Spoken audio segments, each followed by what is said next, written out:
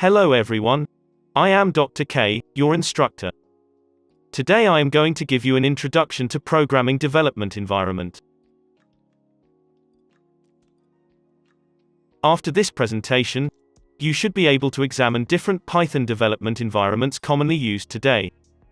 You can evaluate their pros and cons so that you can choose the most suitable environment for your future Python project development. Coding starts with creating source code with a text editor.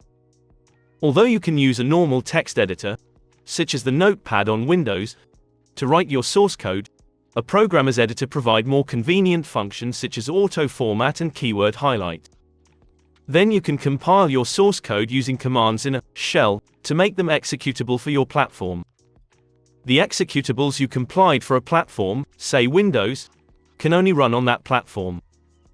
Once we have compiled the source code into an executable, we may need to use a debugger to debug the program. Nowadays, many tools are available for us to do all the above steps in an integrated development environment.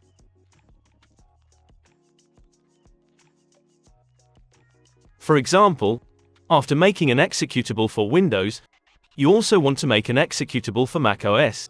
You need to get a compiler on a Mac to compile your source code again.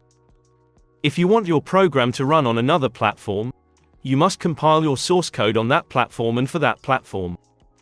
Therefore, keeping the source code safe is important as it is portable, meaning it is platform independent while the executables are not portable.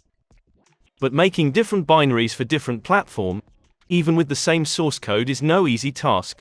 You need good planning and software development skills. You might want to ask what a shell is. For computers, it's just a bunch of hardware and we need an operating system for a computer to function.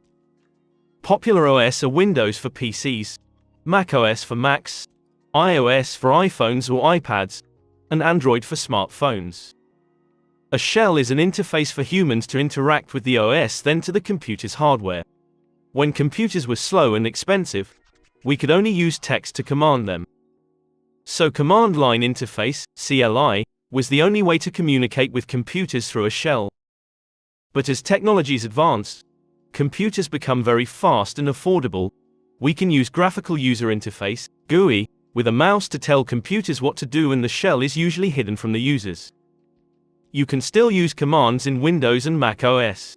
Just search for command prompt in Windows and terminal in Mac OS. You may wonder if we can run two operating systems on one computer. The answer is yes. You can do this using virtual machine using virtualization technology. What is a virtual machine? VM. The simplest way is to think of a virtual machine, VM, as a computer made of software.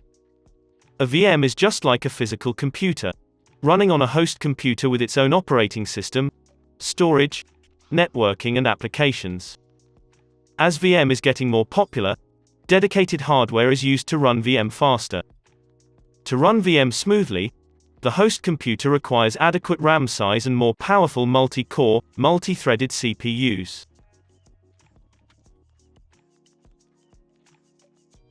For example, you can have a host running Windows OS, you can have multiple VMs running Linux OS. Of course, you need a powerful computer, or server, to run multiple VMs. The main advantage of using VM is that you can isolate the VM with the host. This is very useful when you are testing your software and do not want to endanger the whole system. You can install, delete and copy a VM, so it brings great convenience to IT administrators. VM software is available for many host OS. You can run Linux and run a VM Windows, or VM Linux, or even mixing them on the same host. You can also run Mac OS as host and create a Linux VM or a Windows VM. Due to some restrictions, you cannot run Mac OS on non-Apple hardware at this moment. This is one reason why Linux and Windows are hugely popular in the server OS market. Traditionally, when you need a computing service, you must install that software on your computer. Just like installing Microsoft Office on your laptop if you need to write your term paper.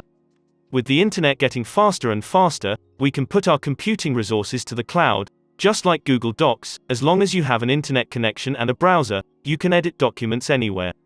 Nowadays, computing services could be delivered in the hybrid mode where you need to install a light-weighted program on your computer before using a cloud service. Here we list a summary of the most popular environments for Python development. The easiest way to start if you choose to develop Python locally on your computer is to install Thonny from thonny.org, and it's available for Windows, Mac and Linux. If you choose to develop Python on cloud, the easiest way is to go to replit.com and register a free account, then you could start developing Python or other programming languages right away. We will have separate tutorials to show you how to use them. Here are the pros of different development environments. Basically, cloud-based services provide more convenience and easier to deploy than the local services. You can choose a suitable environment for your project, and it could be a mixture of local and cloud services.